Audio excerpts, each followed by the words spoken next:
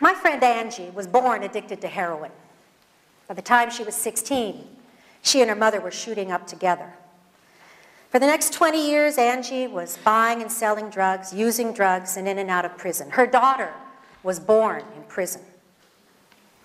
The last time Angie got out, she was 36 years old. She had very little education, no skills, no hope. She told me, "I didn't know what I was going to do. I just knew I didn't want to be a drug addict anymore."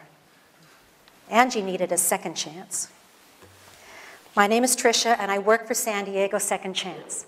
Our mission is to create opportunities for self-sufficiency by providing job readiness and life skills training, job placement services, and affordable housing for the homeless and chronically unemployed, even recovering addicts and ex-cons like Angie.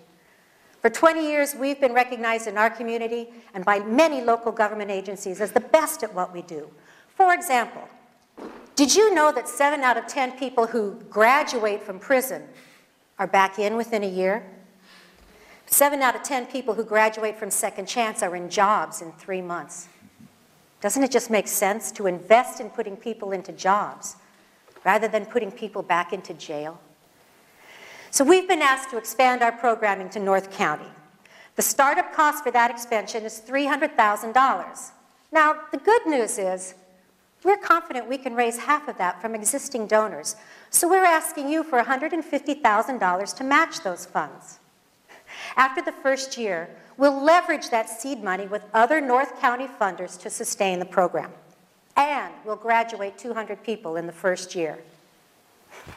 You know, after Angie graduated, the only job she could get was bagging groceries at Vons. But 9 months later, she was an apprentice in the meat department.